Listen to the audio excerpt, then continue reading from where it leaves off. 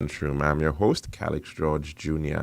And in addition to 101.1 FM radio, we are also online. You can check us out on YouTube. And of course, just search for RCI St. Lucia on YouTube. You'll be sure to find us there. Of course, the number to call in to tell us what's on your plate today, it is 452-3046. Again, 452-3046. You should have that saved in your phone contacts by now. And as well, if you want to message in on your WhatsApp, you should also have this number saved, RCI 724-0008. You can call in or you can message in on that WhatsApp number. And again, it is 724-0008. Now, today, some birthday wishes going out to Mr. Ralston Lawrence. Happy birthday to you, sir. We do hope that you're having a splendid birthday celebration. I know you wish you could be down here in St. Lucia right now, but do enjoy it to the fullest. Also sending birthday greetings to Mr. Mike Willie. Happy birthday to you, sir. We do hope that you're having a splendid birthday celebration. Hope it is a wonderful, wonderful birthday for you. Also sending some birthday wishes to Akela Didier. Happy birthday to you, Akela. And we do hope that you're going to be celebrating it in grand style. And also to Mr. Jason Charlemagne. Happy birthday to you, sir. We do hope that you have a splendid birthday and a wonderful, wonderful weekend. Bit of history for today. In the year 522 BC, Darius I, king of Persia, killed Magian, a usurper, Gamata, and that he secured his hold as king of the Persian Empire. In the year 1567, the War of Religion broke out in France, with Huguenots trying to kidnap King Charles IX. 1829, on this day, saw the first units of the London Metropolitan Police appearing on the streets of that British capital, the British capital of London, and that was effectively the city's first modern police force. And in the year 2008, on this day, the Dow Jones Industrial Average fell 777.68 points. It was the largest single day point loss, and that was following bankruptcies of Lehman Brothers and Washington Mutual. We now move on to our dish of the day.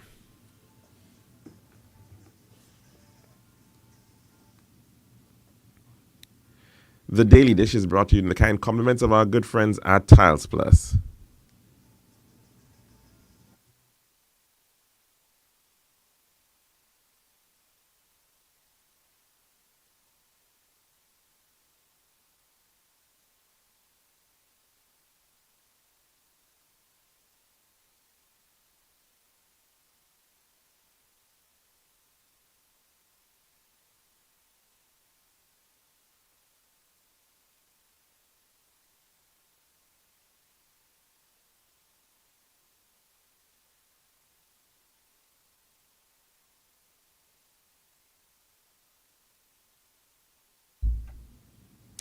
And welcome back to our program here at the Lunchroom on Radio Caribbean International.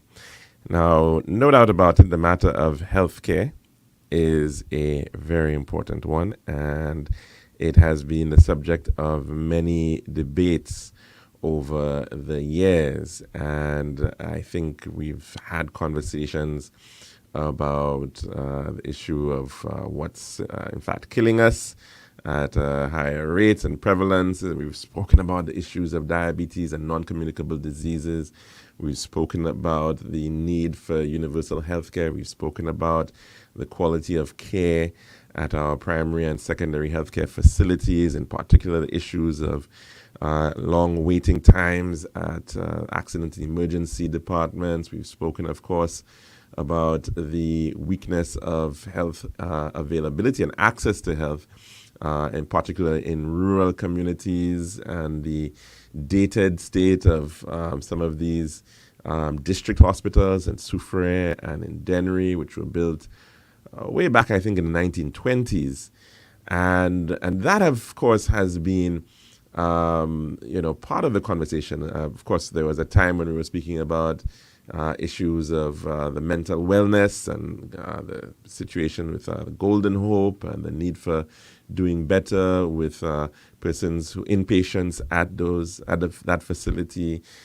and of course, there's been so many issues over the years. Patients going in and sometimes individuals getting botched surgeries, whatever the case may be.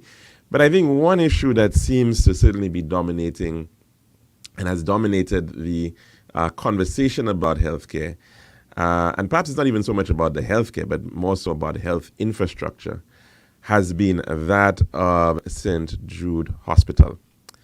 It has been a recurring decimal, perhaps for the past 14 or so years, since we saw that unfortunate fire of September the 9th, 2009, where in fact 3 patients actually lost their lives in that unfortunate fire that broke out in the central wing or the surgical wing of the hospital, which was originally built back in the 1940s during World War II as a military hospital, and which had gotten a new lease on life by the Sisters of Sorrowful Mother back in 1966.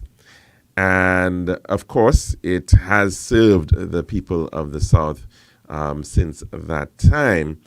And of course, it changed significantly in 2009 as a result of that fire, where the services had to be moved to the George Odlum National Stadium.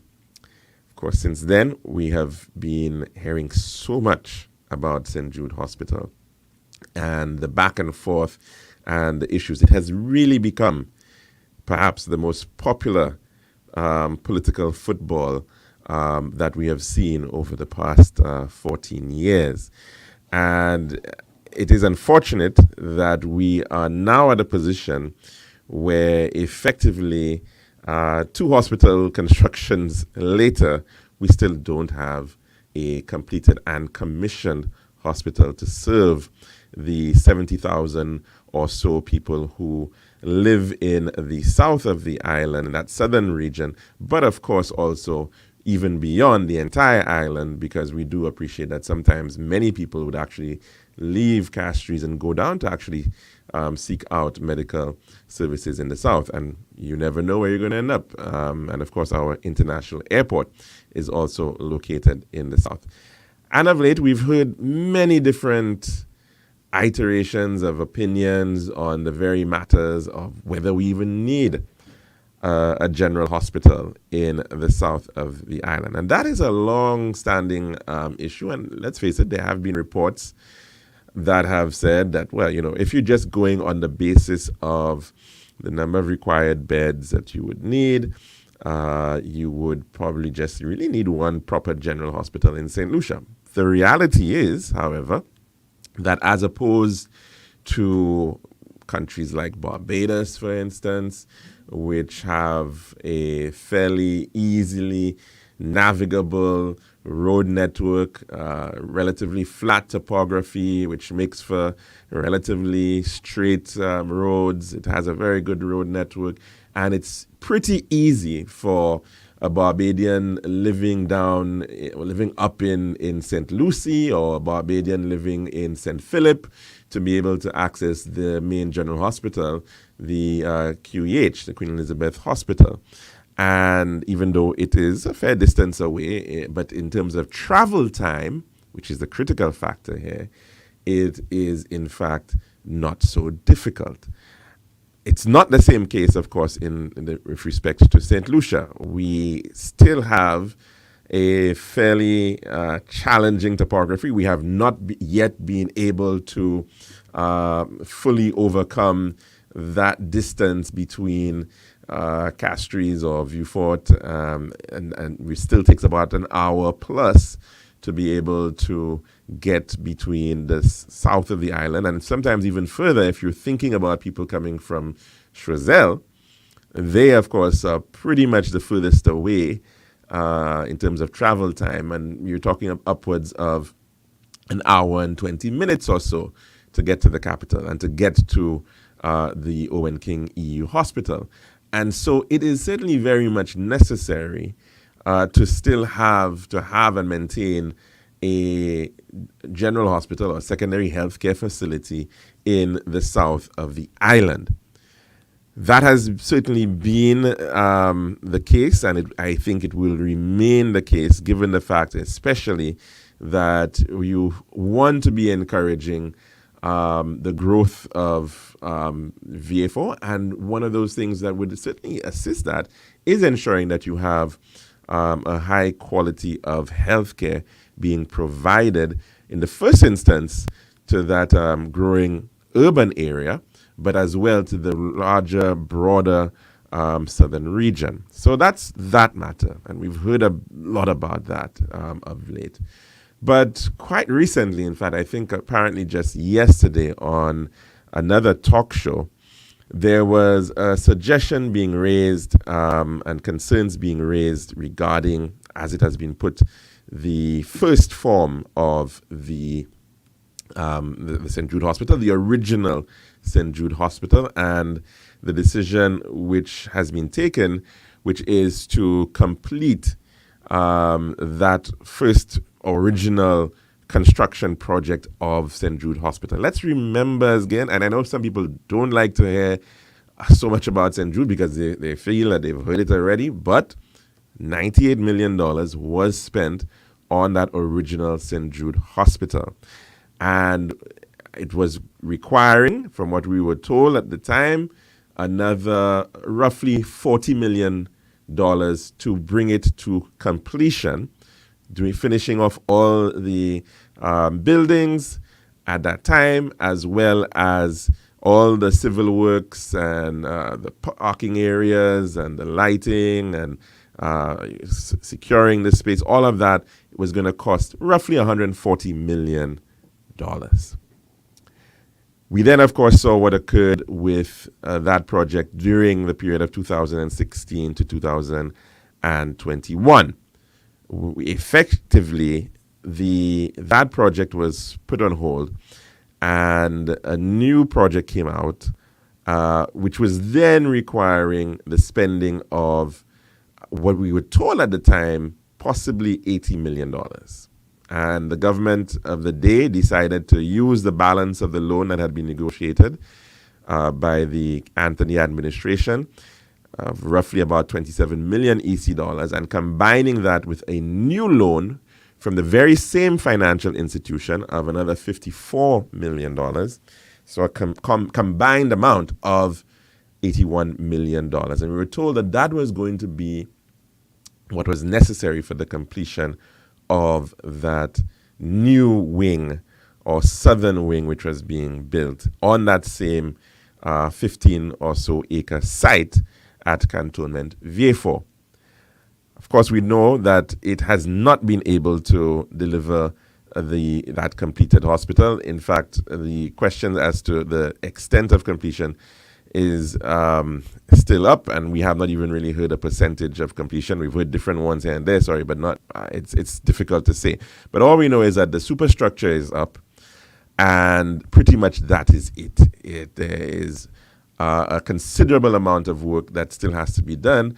And in fact, on the heels of the July 26, 2021 general election, there was a plan to, in fact, go for another $70 or so million of new contracts to be able to do things like the MEPs, the mechanical, electrical, plumbing works, as well as probably, no doubt, trying to bring part of that hospital, not even the full part, to completion.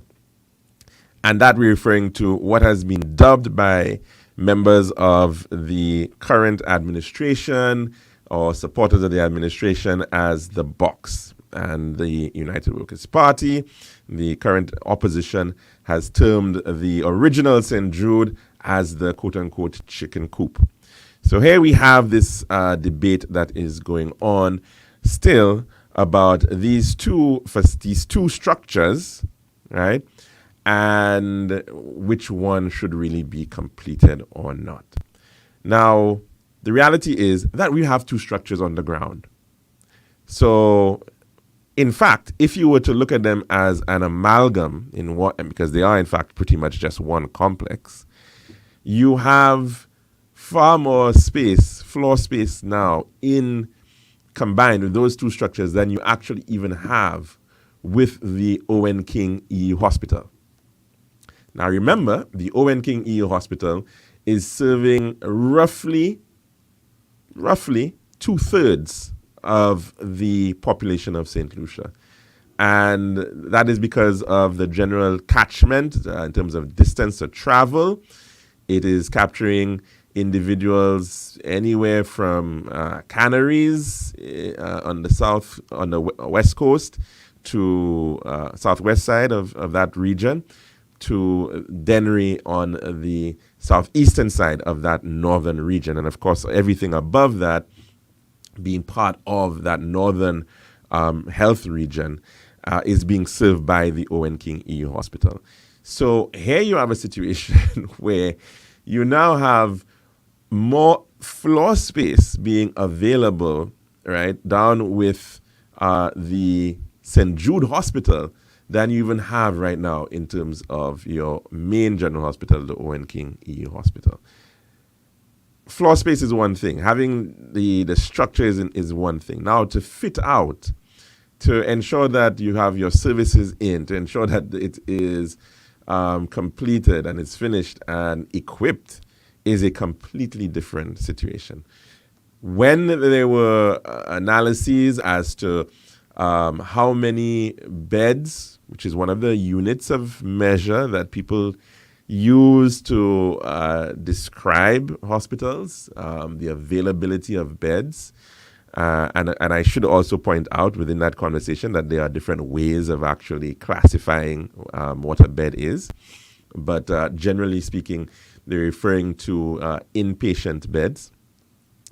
The point was that you needed somewhere around 90 or so beds to serve the south of the island. That was the estimate at the time.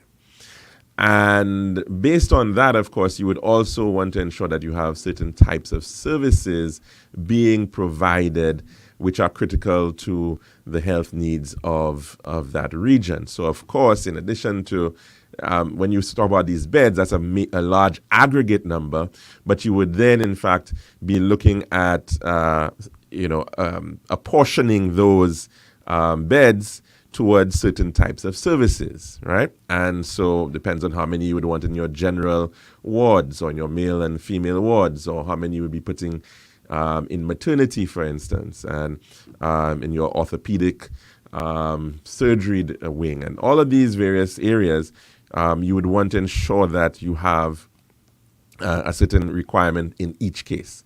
So, of course, the health planners would have to go through that, and of course that has been done, I should say, and that has been done fairly many times thus far, looking at this reality and this requirement. And of course, part of the challenge in doing so is that you also need to ensure that you have enough space. And the other reality of healthcare is that, as with all things, there are standards, there are international standards. And if you want, you can go online and you can check out those standards if you so choose, to look at, in terms of how much space is required and how things should be laid out, and all of those things are in place. But today, in fact, I heard what is a contribution which was made by a local medical practitioner, indicating that in their opinion, it would be better to go, I don't think they actually said so outright, but you could infer that maybe that is what was being suggested, that it may have been better to just simply go with the quote-unquote box or phase 2 of the St. Jude Hospital instead of going with the original buildings. And the argument that was being put forward in this instance was that the hospital was too spread out. That was effectively the argument that was being made, from what I gathered. There is a term that architects will use, and they will speak about two issues here. One is adjacency, and one is the issue of circulation. Right? Adjacency effectively speaks to what you would actually want to be next to what, effectively, right? So there are certain services, there are certain flows that you will want to be able to establish in any facility. And of course, in hospitals, there are certain adjacencies that you also want to be able to establish. And what the critical one, of course, tends to be your relationship between your accident and emergency and your surgical department. That's a very critical adjacency because people coming in where they actually require immediate attention, they need to be triaged, they need to be looked at. So there's a critical adjacency that has to be achieved between your accident and emergency department, which is your sort of your first port of call if you're coming into a hospital with a serious emergency, or if an ambulance is coming in, for instance. That's a critical point where a lot of people will first go to. And that, in terms of moving somebody from an A&E into maybe an emergency surgery, that would require you to have some level of adjacency or proximity, if you prefer, between those functional areas within a hospital. Now, mind you, you may also have other forms of adjacencies, because another one, for instance, would be how close your diagnostic facility is or section is towards your A&E, because that's another major issue of it. You people who coming in, they need to be quickly diagnosed, and so therefore in modern medicine, that means that you quite often have to go through some various form of a scanning, or whether it might be an X-ray, whether it might be excuse me, a CAT scan or MRI, or you've got to do a fluoroscopy, whatever the case may be. You have to establish that that's another critical adjacency that needs to be recognized. And so this individual calling in, the medical practitioner, was saying that in her opinion, the buildings, because they were spread out, it was a major issue. Now, in this conversation, again, it is really important, I think, that the relevant technical departments or the implementing agencies provide information to the public that people can, in fact, see and understand fully what is being done and what is being designed. Now, this does not require you to provide detailed drawings or anything of the sort, but merely to be able to let people see pretty much what is the plan. And you sometimes have to be able to summarize that and bring it down into visual form so that people can, in fact, understand. And this is not simply just for the general public. This is for all stakeholders who will have to be utilizing those facilities. So it would be your healthcare providers, the agency responsible, St. Jude Hospital Board, and of course, yes, the general public, so that they can understand and see, well, this is how we have decided to lay out the services that are being provided. Because it is, in fact, a bit of a fallacy when you look at the actual layout of St. Jude Hospital, and I'm speaking of the original structure, the main services, the main patient services of that hospital are in fact held in two buildings, which are in fact connected to each other. And they're connected on both levels of the structure, at the ground floor as well as at the first floor. And they are also, I should point out, there are also provisions of not just the horizontal circulation, but also vertical circulation across both of these buildings. So, in the surgical building, which is the building, remember, which was actually burnt by the fire, destroyed by fire back in 2009, that remains as the main surgical building. It still will have your operating theaters at the first floor level. It also has the orthopedic wing towards the northern side of that building, in fairly close proximity to that surgery department. It also has, within that very same building, on the ground floor level, your accident and emergency department. And next to your accident emergency department, you have your diagnostic department. So, in effect, in one building, you actually have the most critical departments that you would need to be able to respond to an emergency situation. So, I just want to repeat that. The first point that you have coming in, as you come into that forecourt area of that surgical building, is the accident emergency department. It, in fact, is directly connected, and that's at ground floor. It's connected. There is an elevator or a lift within that department, within that space, which actually gives you direct access to the first floor level and to the surgical section of that hospital. And on that same ground floor level, which is at the level of the accident emergency, you have your diagnostic section as well. The lab section is also within that very same building towards the northern side on the ground level. So the very critical sections which would require very strong adjacency have in fact been placed into one building, into one space, so that in fact there is a flow between all those respective services. That's the first point.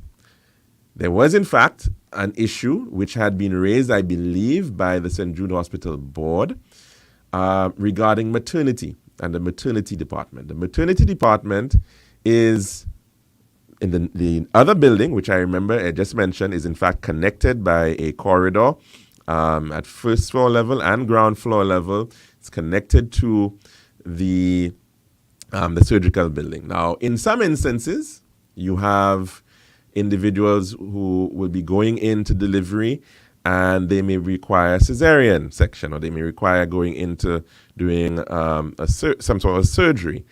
And in fact, the approach that had been taken by the designers was, although there is a fairly good proximity even established there between those two buildings, they actually decided to put in a dedicated theater within the maternity department of that hospital, so as to ensure that if in fact you actually do require a C-section, you can actually do it within that maternity wing right there. So that is in fact very, very useful. Now, I should also mention that again, they are within that east wing, which we were just speaking about, which is where the maternity wing is. You on the ground floor level, you have your main reception area and area for processing, admissions, what have you. You also have your outpatients unit, which is completely adjacent to just that. And then on the first floor of the east wing, you have your general wards, male and female wards. You have your maternity ward. I think on the first floor also you have your, it's somewhat connected, but I think you have your pediatric department as well. So pretty much all your functional inpatient and outpatient services are actually within those two buildings, the East Wing and the surgical building. The West Wing, which is also connected to, and these are connected by, as I said, on ground as well as on first floor level. That is in fact primarily for administration for the hospital. So your IT, your records, a lot of those services are in that department, as well as things like your on-call rooms. That is, and that's on that side of that in that west wing, as well as the kitchen for that facility is in that. So where you actually have quote unquote buildings which are removed from that core, that central core of your west wing, surgical, and east wing, which are all connected, you are talking about buildings such as the chapel, right? The chapel was separate and apart. Towards the front of the facility, it was created completely separate. You have an accommodation building, which was meant to handle visiting doctors and specialists, because St. Jude Hospital depended quite a lot on its relationships, partnerships with international hospitals, hospitals overseas, including hospitals in Taiwan or hospitals in the US. And so sometimes it would be necessary to have accommodation available for those doctors on that campus, on that premises. Then you also had your laundry building as well as your maintenance building. And that was an original building of St. Jude Hospital. It was always in that location. That was in a separate building to the west of the West Wing. There was also an ambulance and security building, which has in fact been completed. That was completed through the assistance of the Mexican government, as well as a morgue, which was also completed by the Mexican government. There was another building, which was a warehouse. And the decision was taken to build a warehouse on the property because of the need for storage for the St. Jude Hospital. And that was seen to be important in terms of a resilience perspective, because quite often we saw what happened with Hurricane Tomas, and we've seen how the island has been split in half sometimes, and you can't get you can't get services, you can't get things coming up. So the need to have on site the ability to store things, especially for cases of emergencies, was seen to be very important. So that was a distinct building on that campus of the hospital. And there was also, in addition to that, an oxygen generating plant as a distinct building, and it was set apart because also for issues of fire safety, it was set apart as well. And that was designed because of, again, not having to depend on trucking down, hauling oxygen, which is required for your medical gases, from Castries to bring it down to VA4. So that was actually one of those ancillary buildings. Now, you look to even the phase 2 that is being constructed right now. Some people want to call it the box. So the phase 2 effectively is adding on, I think, somewhere in the region of footprint of 78,921 square feet. So almost 160,000 square feet of space, right? On when you look at both levels. And there actually are 2 separate buildings built in that phase 2 as well, in addition to that main building, the dialysis as well as the physiotherapy.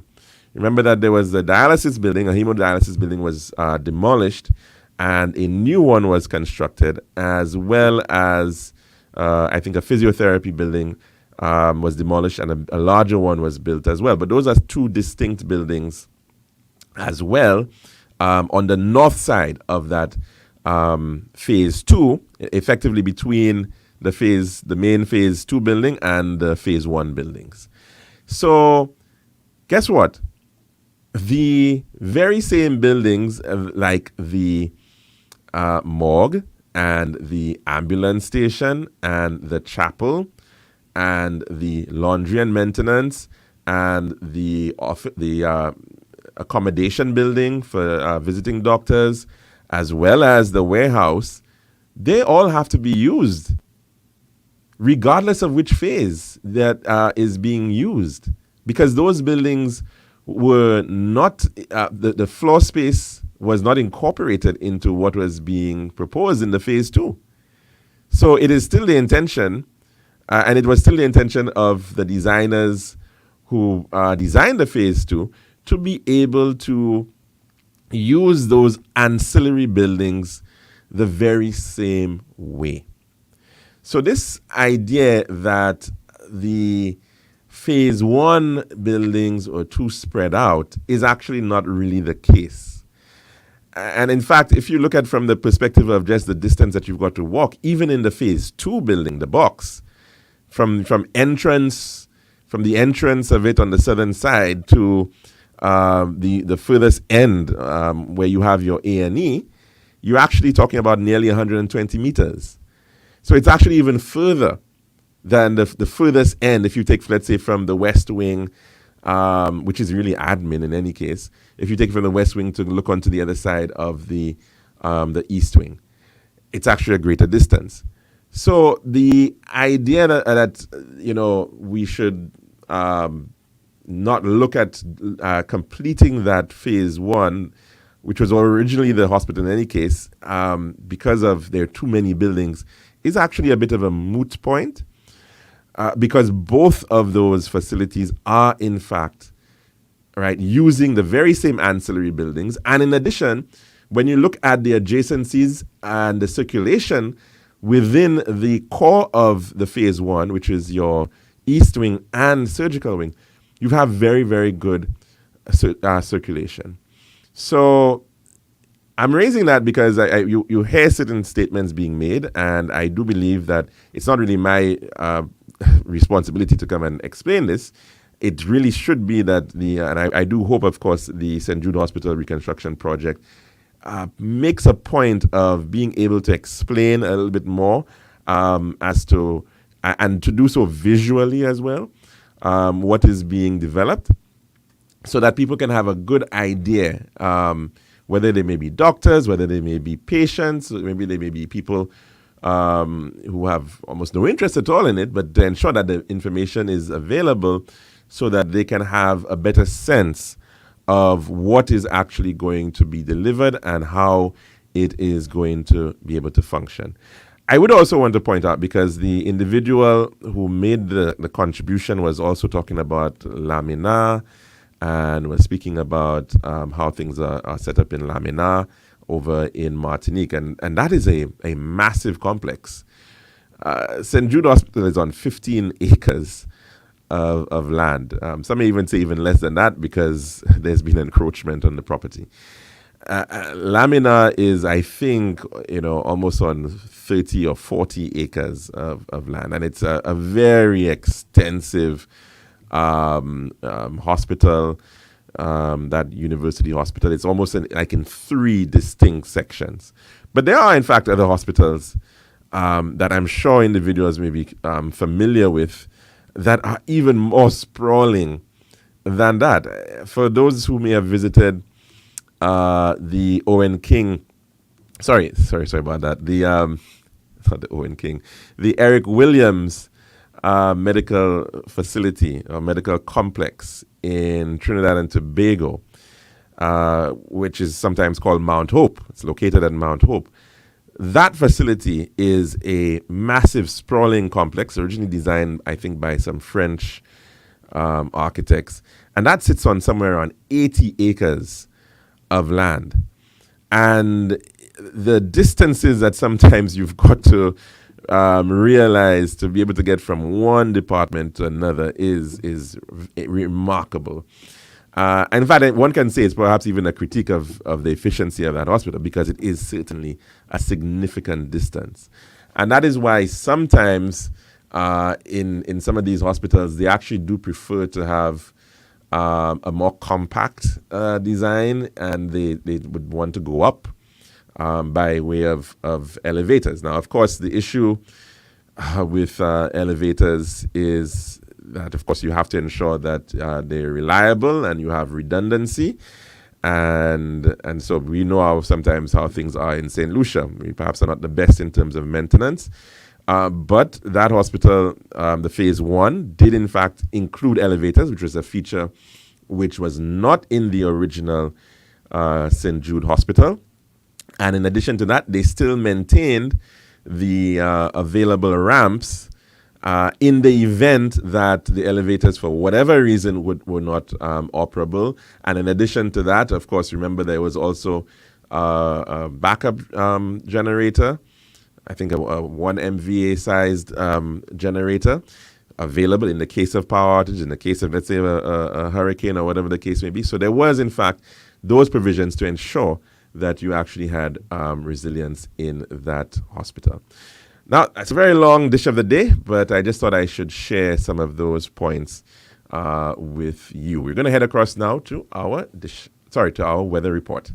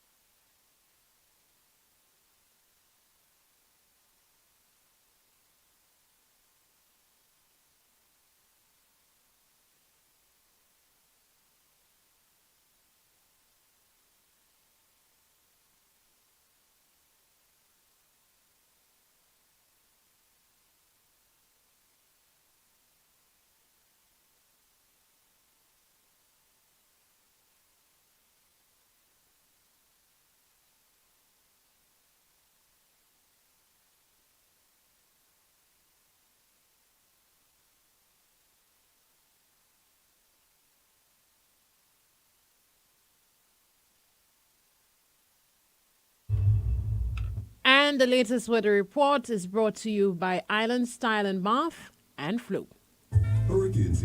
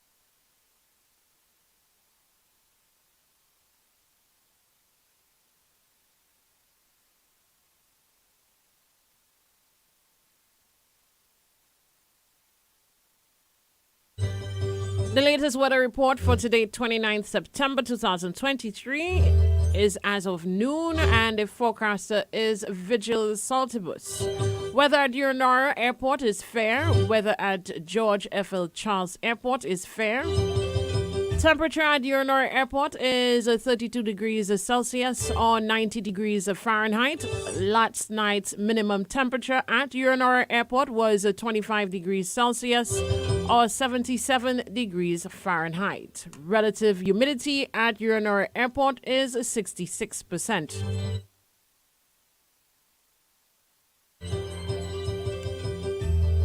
Winds at Urinor Airport is blowing from west at 15 miles per hour or 24 kilometers per hour. Rainfall in the 24-hour period that ended at 8 a.m. today at Urinor Airport, nil. At GFL Charles Airport, nil. Total rainfall for the month of September so far at Urinor Airport, 70.6 millimeters. At George F.L. Charles Airport, 103.7 millimeters. Sunset today, 5:55 p.m. Sunrise tomorrow, 5:53 a.m. Forecast for St. Lucia valid for the next 24 hours. Winds will be blowing from the west at 12 miles per hour or 19 kilometers per hour, becoming light and variable or calm at times. Weather generally fair and warm with a few brief showers. Marine forecast for the seas in a 25-mile or 40-kilometer radius from St. Lucia. Tides for Castries Harbour, high at 3:32 p.m., low at 9:38 p.m. Tides at Viewfort Bay, high at 4:39 p.m., low at 11:05 p.m. Seas are slight to moderate with waves 3 to 5 feet or 0.9 to 1.5 meters. Forecast for the Les Antilles, fair to partly cloudy skies with a few brief scattered showers, mainly over the Leeward Islands. Tropical weather outlook, light and variable winds will continue across the Les Antilles over the next few days. At 11 a.m. today, the center of Tropical Storm Felipe was located near latitude 18.3 degrees north, longitude 55.3 degrees west, or about 510 miles or 825 kilometers east of the northern Leeward Islands. Felipe is moving toward the west-southwest near 2 miles per hour or 4 kilometers per hour. Maximum sustained winds are near 45 miles per hour or 75 kilometers per hour with higher gusts. Interest in the Leeward Islands could continue to monitor the progress of this system.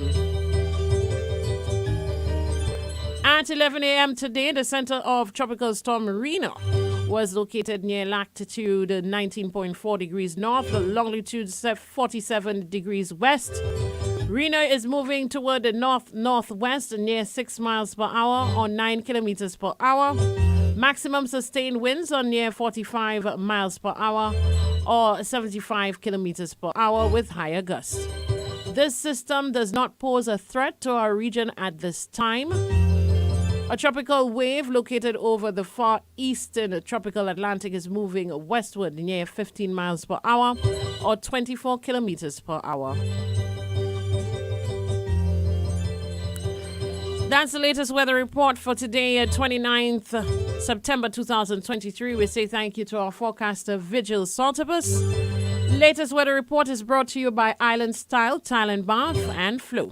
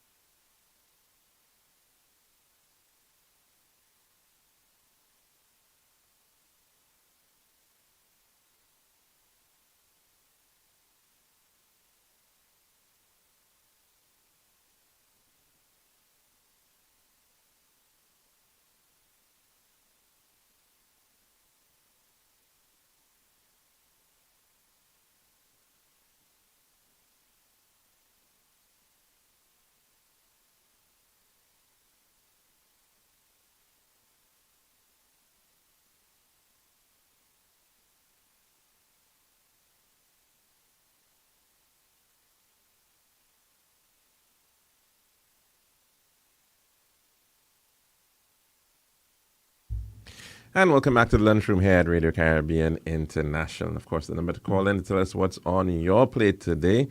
It is 4523046, as well as our WhatsApp number 724-0008. Let's go to the phone lines. Good afternoon and welcome to the lunchroom. What's on your plate today? Good afternoon, Mr. George. How are you doing, sir? Not too bad. But how many buildings make the original St. Jude right now? Well, it depends on what you call a building, caller. I mean, if you were to speak about every single little building, There are two buildings. Is it a valley on the roof or two buildings under the same roof? No, okay. So, like I was just explaining, there are three core buildings, the three main buildings. Right, which were the original main buildings in any case of St. Jude, right? Which was the West Wing, the West Surgical, and East Wing. Yeah. There were extensions that were done on the East Wing as well as the Surgical Wing. Yeah. There was also an original building which was the laundry and maintenance. That's an original building. Yeah. The accommodation building is actually a renovated building as well. There was a building which was going to be the dialysis. It got demolished, and so there's a new building that was constructed in its place under the phase 2. There was now new buildings that were constructed, included the chapel, which is a fair way away from being completed. The morgue was completed. The warehouse was completed. The ambulance and security building, those were completed. There are a few other little buildings here and there. I mean, like, for instance, security building, a little security hut there. Yeah, but you need all those things anyway. Right. So these are not really significant, I mean, in terms of, but, I mean, they're significant, obviously, for the operation of it, but it's, in terms of size and scale, right? Those are the major buildings. But, I hear you say men and women, what? Are they joined together or they are separate? They are all in one building in the East Wing. Yeah, one building, but are they separate? No, they're not separated. When you say separated, what do you mean? I mean, in a separate building? Ward, you could find men in that ward and women in that same ward. No, well, the way that it was set up, there was a men's section and there's a female section. So there is a men's section and a women's section. Those are distinct. Yeah. So some of the wards that were provided, there was the men's general ward, the female general ward, the pediatrics. Now, say when a doctor want to travel from A to B, because according to you, is a huge place.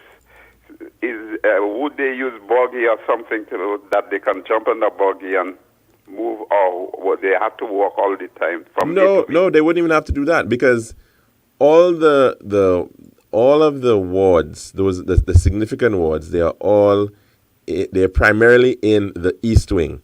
Yeah. Right? So the men's ward, the females ward, they're on the first floor of the East Wing. Yeah. The maternity is on the first floor of the East Wing. There's also on the ground floor is there's a pediatric department. So if in case they want a doctor and you have to call a doctor, that doctor not coming from too far. Oh, okay. So you mean if the person is on call? Yeah. Well, no, because the on-call is within the West Wing. So if a doctor is on call, they would walk across from the West Wing to the either surgical or the East Wing. And there's a continuous corridor.